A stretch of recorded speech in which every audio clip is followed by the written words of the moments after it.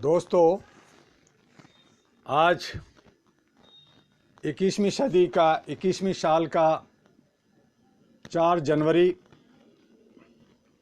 और दिल्ली के किसान जो बॉर्डर पे बैठे हैं वो आंदोलनरत हैं। भारी बारिश और ठंड में भी आंदोलन करते हुए, और हमारे जो राजनेता हैं, हमारे जो सरकार है, उस पे ज़रा सा भी उनकी नज़र नहीं जा रही है। तो आज का हमारा जो कोट्स है वो 4 जनवरी का हम जो शुरू करते हैं वहाँ से, when the mind is fulfilled with virtue they will be revealed in our action. और ख़ास करके आज मैं आपसे किसानों के बारे में ही बात करना चाहूँगा। साल 2020 तमाम होते होते 30 दिसंबर 2020 को सरकार और किसानों के बीच चल रही वार्ता का छठा दौर ख़त्म हुआ और आज 2 बजे से विज्ञान भवन दिल्ली में 7वां दौर शुरू हो रहा है। अखबारों में छपा और टेलीविज़न में दिखाया गया कि दोनों के बीच जमी बर्फ़ कुछ पिघली है। सरकार और किसानों ने एक साथ लंगर छका और किसानों द्वारा भेजे गए एजेंडे में से नीचे से 2 बातें वो नहीं थी जिनके कारण यह आंदोलन छेड़ा गया था या जिनके लिए 26 नवंबर 2020 को किसानों ने दिल्ली कूच का ऐलान किया था। यह 2 बातें तो उस एजेंडे की अपेंडिक्स समझ लीजिए, जिन्हें किसान संघर्ष समिति के नेतृत्वकर्ता योगेंद्र यादव कहते हैं, पूंछ निकल गई और हाथी अटक गया है। सचमुच अभी तो हाथी यानी वे 3 कृषि कानूनों पर तो कोई बात ही नहीं हुआ।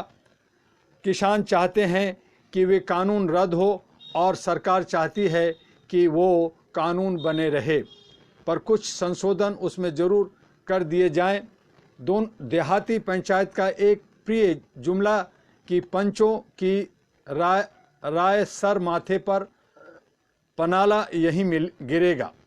यही पनाला तो किसानों के अस्तित्व के लिए खतरा है और किसान इस खतरे से अनभिज्ञ नहीं है। वे चाहते हैं कि न केवल यह पनाला बंद हो बल्कि यहाँ एक प्रशस्त मार्ग भी बन जाए ताकि उससे किसान अपने प्रगति पथ पर आगे बढ़े। यानी यह कानून तो रद्द हो ही, साथ ही किसान हित में बेहतर कानून भी बने, ऐसी मांग है। किसान आंदोलन की शुरुआत की जड़ को तो ये 3 किसान कानून है जिस पर अभी तक न तो कोई सहमति बनी है और न ही उन्हें वापस लेने की कोई संकेत सरकार की तरफ से दिए गए हैं। संक्षेप में वे कानून है, सरकारी फार्मिंग में पूंजीपतियों के पक्ष में कानून बनाए गए प्रावधान, सरकारी मंडी के समानांतर निजी मंडियों को अनुमति देना, और तीसरा है जमाखोरी को वैध बनाने का कानून।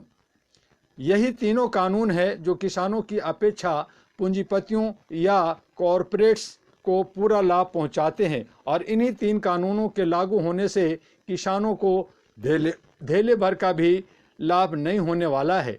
इन्हीं 3 कानूनों को तो सरकार ने कॉरपोरेट या यूं कहें अंबानी अंडानी के दबाव के कारण कोरोना आपदा के समय जून में जब लॉकडाउन जैसी परिस्थितियां चल रही थी तो एक अध्यादेश लाकर कानून बना दिया गया था। बाद में 3 महीने बाद ही विवादित तरह से राज्यसभा द्वारा सभी संवैधानिक मर्यादाओं को ताक पर रखकर इन्हीं अध्यादेशों को नियमित कानून के रूप में पारित करा दिया गया। आज के किसानों की खेती, किसानों पर सबसे बड़ा खतरा तो इन्हीं 3 कृषि कानूनों के लागू करने से हो रहा है। यह 3 कानून इसलिए भी महत्वपूर्ण है कि कॉरपोरेट का कृषि सेक्टर में दखल इन्हीं 3 कानूनों के वापस ले लेने से सीधे प्रभावित होगा और पूंजीपतियों को आर्थिक नुकसान भी बहुत उठाना पड़ेगा, क्योंकि वे देश के खेती सेक्टर में अपनी दखल और वर्चस्व बढ़ाने के लिए पिछले 4 साल से अच्छा खासा निवेश कर रहे हैं और उन्हें इंफ्रास्ट्रक्चर तैयार भी हो गए हैं। इन तीनों कानूनों कॉरपोरेट के कहने पर ही तो लाए गए हैं, फिर इन्हें बिना कॉरपोरेट की सहमति के सरकार कैसे इसकी आसानी से वापस लेगी। कॉरपोरेट ने चुनाव के दौरान जो इलेक्टोरल बॉन्ड खरीदकर चुनाव की फंडिंग की है और पीएम केयर फंड में मनचाहा और मुंह मांगा धन दिया है, तो क्या वे इतनी आसानी से सरकार को इन तीनों कृषि कानूनों को वापस ले लेगा? ये तीनों कानून कृषि सुधार के नाम पर लाए गए हैं, पर इन तीनों कानूनों से कॉरपोरेट का ही खेती किसानों में विस्तार होगा, न कि किसानों का कोई भला या उसकी कृषि में कोई सुधार होने की बात दिख रही है। किसान संगठन इस पेचीदगी और अपने साथ हो रहे इस खेल को शुरू में ही समझ गए, इसलिए वे आज भी अपने स्टैंड पर मजबूती से जमे हैं कि सरकार इन कानूनों को पहले वापस ले, तब आगे वे कोई और बात करे। ऐसा नहीं है कि सरकार किसान वार्ता में तीनों कृषि कानूनों के रद्दीकरण की बात नहीं उठी थी। बात उठी और सरकार ने यह कहा भी था कि किसान संगठन ही यह सुझाए कि क्या बिना निरस्तीकरण के कोई और विकल्प है। इस पर किसानों ने यह बात स्पष्ट कर दिया कि वे तीनों कानूनों के निरस्त करने की मांग पर अब भी कायम है और उनकी यह प्रमुख मांग है।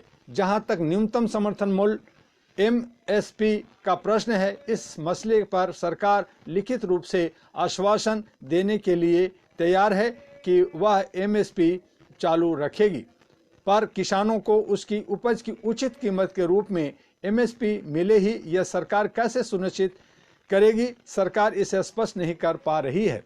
MSP को जहां तक कानूनी रूप देने का प्रश्न है, सरकार ने कहा कि इससे में बजट और वित्तीय बिंदु शामिल है, तो बिना उस पर विचार किए इस पर अभी कुछ नहीं कहा जा सकता है। पहली, प्रदूषण के मामले में सरकार द्वारा किसानों को मुकदमे से मुक्त करने संबंधी सरकार के निर्णय से कॉरपोरेट को कोई नुकसान नहीं पहुंच रहा और न ही फिलहाल कॉरपोरेट को कोई लाभ होने वाला है। इस एक्ट में पराली जलाने वाले आरोपियों पर 1 करोड़ रुपए तक का जुर्माना और जेल जाने का प्रावधान था। इस एक्ट को सरकार जो है खत्म करने की बात मान ली है। रहा सवाल प्रदूषण नियंत्रण कानून का, तो कॉरपोरेट के उद्योग को तो पराली प्रदूषण की तुलना में कहीं बहुत अधिक प्रदूषण फैलाते रहे और टाइप कार्रवाई करता भी रहा है। पराली प्रदूषण एक्ट से किसानों को ही नुकसान था और अब उन्हें ही उससे मुक्त होने पर राहत मिली है।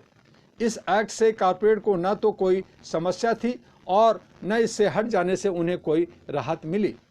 प्रस्तावित बिजली कानून जो 2020 नहीं लाया जाएगा, यह वादा भी सरकार ने किया है। जो अभी वो कानून आया नहीं है, लेकिन वो लाने की बात चल रही है, तो उसे जो है सरकार ने कहा कि हम इसे नहीं लाएंगे। अब यह बिल सरकार ने फिलहाल बस्ता में खामोशी में डाल दिया है और इसके साथ ही अब देखना यह है कि उन कृषि कानूनों पर सरकार का क्या दृष्टिकोण है और पैंतरा रहता है, तो सीधे सीधे कॉरपोरेट को लाभ पहुंचाने और कृषि में उसका वर्चस्व स्थापित करने के लिए आपदा में अवसर के रूप में लाए गए हैं। सरकार क्या अपने चहेते कॉरपोरेटों को नाराज करने की स्थिति में है, या वह कोई ऐसा फैसला करने जा रही है जिससे पूंजीपतियों को सीधे नुकसान उठाना पड़ सकता है? इन तीनों कृषि कानूनों की वापसी का असर कॉरपोरेट के हितों के विपरीत ही पड़ेगा। इस बात का संकेत देते हुए कृषि मंत्री पहले ही दिन से कह चुके हैं कि कॉरपोरेट का भरोसा सरकार से हट जाएगा। अब अगली बातचीत जो आज 2 बजे से विज्ञान भवन में शुरू होने जा रहा है, आंदोलन अभी जारी है और मैं समझता हूं कि आज भी वो बात नहीं खिचड़ी पकेगी और आंदोलन आगे बहुत ही बड़ा विकराल रूप देगा। इस पर सरकार ने यह जरूर कहा है कि आंदोलन शांतिपूर्ण है और आंदोलनकारियों को उन विभाजनकारी शब्दों से नहीं नवाजा है जिनसे बीजेपी आईटी सेल आंदोलन की शुरुआत से ही अपेक्षित करता रहा है। सरकार जनता के पक्ष में खड़ी रही है। यह पूंजीपतियों के यह अब आज के मीटिंग खत्म होने के बाद ही पता चल पाएगा। किसान से अधिक उपभोक्ताओं के लिए यह कृषि कानून नुकसानदेह साबित होंगे। यह आंदोलन जिन 3 बिलों के खिलाफ हो रहा है उनमें से एक बिल में गेहूं, चावल आदि खाद्यान्न को आवश्यक वस्तु से बाहर कर दिया गया है और उनके असीमित भंडार की अनुमति भी कानूनन कॉर्पोरेट हाउस को दे दिया गया है। इसका क्या असर उपभोक्ताओं पर पड़ेगा, यह जानने के लिए पहले हमें 2015 में चलना होगा, जब हम सब अच्छे दिन के इंतजार में खुश हो रहे थे। 2015 वह साल है जब अधिकतर वस्तुओं में महंगाई दर गिर रही थी, लेकिन तुअर, मूंग, अरहर आदि दालों की कीमत बढ़ने लगी थी। अचानक दालों की कीमतें आसमान छूने लगी थी। साल 2014 में 70-80 रुपये प्रति किलो दर से बिकने वाली तुअर दाल ने पहले 100 रुपये का आंकड़ा पार किए, फिर धीरे धीरे उसकी कीमत 200-220 तक पहुंच गई। अब सवाल उठता है कि ऐसा क्यों हुआ? क्या दालों का उत्पादन गिर गया या अचानक खपत बढ़ गई? लेकिन ऐसा कुछ भी नहीं हुआ था। देश के तुअर और मूंग के 4 प्रमुख उत्पादक प्रदेशों मध्य प्रदेश, महाराष्ट्र, पंजाब, हरियाणा सब जगह ठीक ठाक फसल हुई थी। फिर कीमतों में ऐसा उछाल क्यों हुआ था? अब 2015 के एक साल पहले 2014 में चलिए। 2014 में अडानी ग्रुप ने सिंगापुर की एक मल्टीनेशनल कंपनी बिलमार के साथ एक संयुक्त उपकरण स्थापित किया।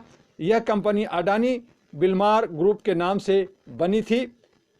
यह कंपनी फॉर्चून के नाम से खाद्य पदार्थों और तेलों की खरीद बिक्री के आयात निर्यात का काम करती है। इस कंपनी ने और कुछ और इन्हीं जैसे कंपनियों ने केवल 30 रुपये किलो में किसानों से दाल खरीदी और इसी प्रकार से पूरे भारत में किसानों और छोटे स्टॉकिस्टों से सस्ती दर पर दालों की खरीदारी की गई। लेकिन जब खाद्य कानूनों की अड़चन सामने आई, जिसमें स्टॉक की सीमा तय थी, तो सरकार पर दबाव डालकर दालों को इन कानूनों के दायरे से बाहर कर दिया गया था। बिना किसी लिमिट के प्रतिदिन 300 टन दाल खरीदी गई और वो भी मात्र 30 रुपये किलो के भाव से, और करीब 100 लाख टन दाल गोदामों में स्टॉक कर दी गई। जब दालों की किल्लत बाजार में हुई तो उन्हें महंगे दामों पर बाजार में निकाला गया और इस प्रकार आज सरकार का यह तर्क है कि कृषि कानून बिचौलियों को खत्म करने के उद्देश्य से लाए गए हैं, के विपरीत एक बेहद बड़ा और कॉर्पोरेट बिचौलियों को किसानों के समक्ष खड़ा कर दिया गया। 5 से 6 महीने तक म्यांमार से दालों का आयात नहीं होने दिया गया, क्योंकि इससे दालों की कीमत गिर सकती थी। पर अडानी ग्रुप का केवल एक फसल पर उसके एकाधिकार और वर्चस्व का परिणाम देश के उपभोक्ताओं को ही अधिक भुगतना पड़ा। फिर एक खेल और किया गया। जब खेतों में दालों की फसल आ गई तो इन किसानों की फसल के आने के समय दालों का आयात जानबूझकर किया गया, वह भी इन्हीं की विदेशी कंपनियों के जरिए खरीदी गई और उनकी कीमत थी 80 रुपये किलो। मतलब पहले जनता को लूटा, फिर सरकार के जरिए 30 की दाल सरकार को जनता की राहत के नाम पर 80 में बेची और फिर जब ये दाल बाजार में आई तो भाव गिर गए। परिणाम स्वरूप किसानों को फिर बाजार के गिरे दामों के चलते सस्ते में दाल बेचनी पड़ी। तब तो फिर भी अन्य कानून थे जिनके आधार पर ऐसे सातिर व्यापार पर नियंत्रण सरकार कर सकती थी, पर अब नए कृषि कानून ने तो कॉरपोरेट को मनचाही दाम तय करने, असीमित भंडार करने सहित अनेक सुविधाएं कानूनन दे दी गई है।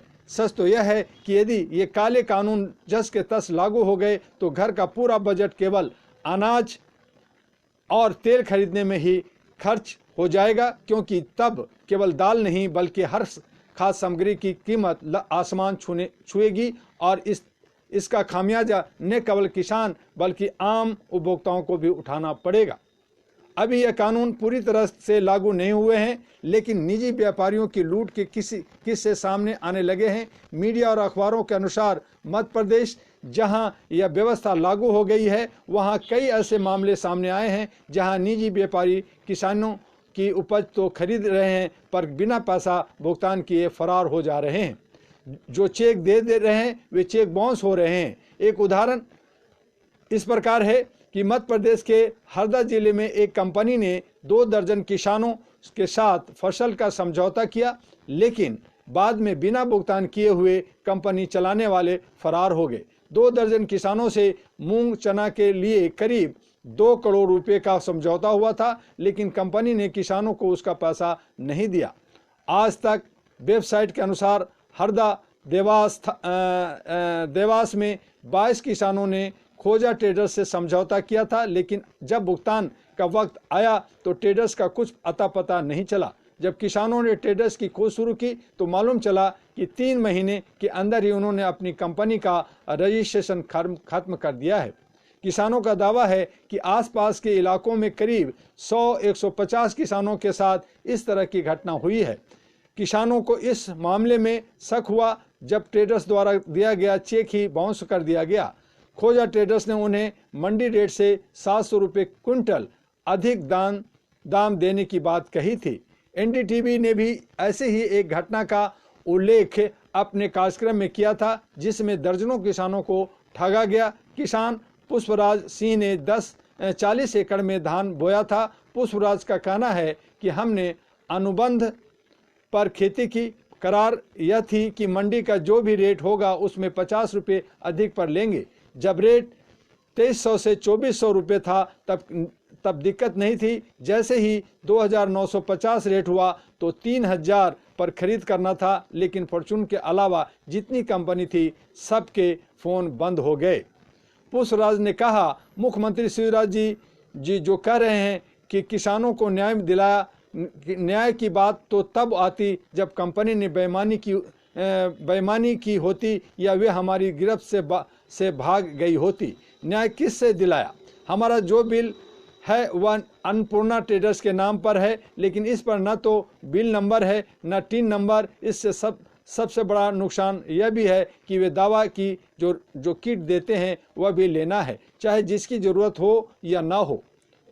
यानी कहने का मतलब है कि आप फसल का रेट तय करते हैं, उस पर भी भाग जाते हैं और उनसे कहते हैं कि आपको हमसे दवा लेनी पड़ेगी, किट लेनी पड़ेगी, और जो है किसान के जो बहुत सारे जो औजार्स होते हैं वो आपको औने पौने दामों पर जो कंपनी की रेट होती है उस पर लेना पड़ेगा। तो इस तरह का जो दोहरी मार किसानों पर पड़ती है, वो महंगी चीज़ें खरीदती है और फिर उनको सस्ते में अपना फसल बेचना पड़ता है।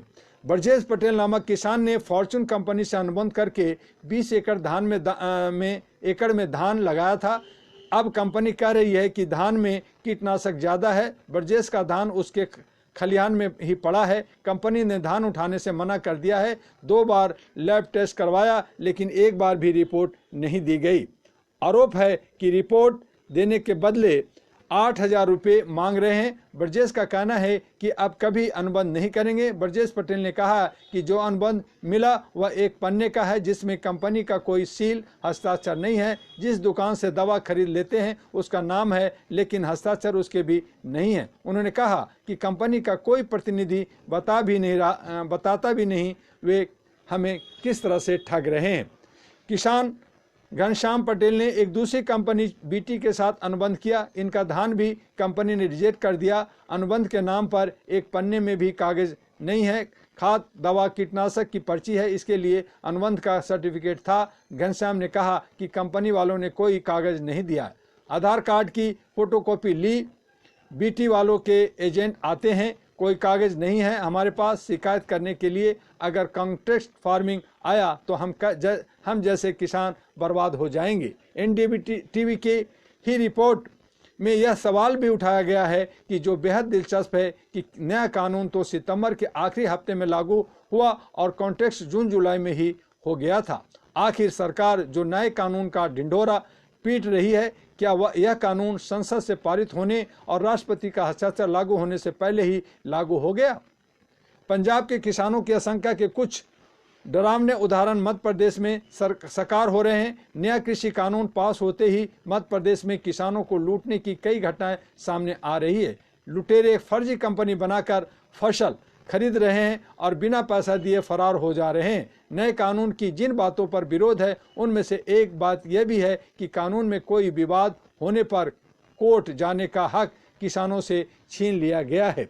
आज इन्हीं सब तमाम विसंगतियों भरे 3 कानूनों के कारण हम एक जन आंदोलन से भी रूबरू हैं। यह जन आंदोलन किसानों का उनकी कुछ बेहद महत्वपूर्ण मांगों को लेकर है। यह आंदोलन न केवल उनके आर्थिक लाभ और हानि से ही जुड़ा है, बल्कि यह आंदोलन कृषि संस्कृति, भारत माता ग्राम वासिनी की अस्मिता और सब कुछ निगल लेने के आतुर दैत्याकार कॉरपोरेट की सरफरासी प्रवृत्ति के विरुद्ध एक सशक्त प्रतिरोध है। नए साल की शुभकामना किसानों को देते हुए, किसानों में जो ये बुद्धि, ये किसानों में जो ये जो किसानों के जो हक में है, इनको देखना होगा और हमें उनके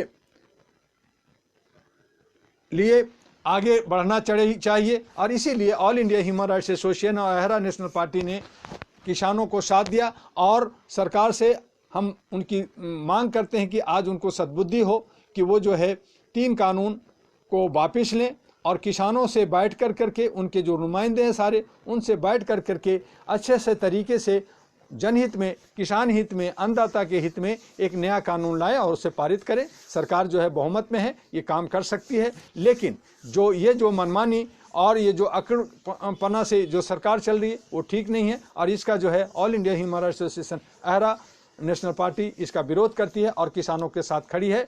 आज बस इतना ही। कल हम फिर मिलेंगे 1 बजे अपने दूसरे विषयों को लेकर करके। लेकिन आज देखते हैं कि किसान का मांग सरकार मानती है या नहीं मानती, और अगर नहीं मानती है तो किसान तैयार है और 26 जनवरी को जो है, आज से लेकर के 26 जनवरी तक लगातार बड़ा से बड़ा आंदोलन होने जा रहा है। देखें क्या होता है। नमस्कार, जय हिंद, जय भारत।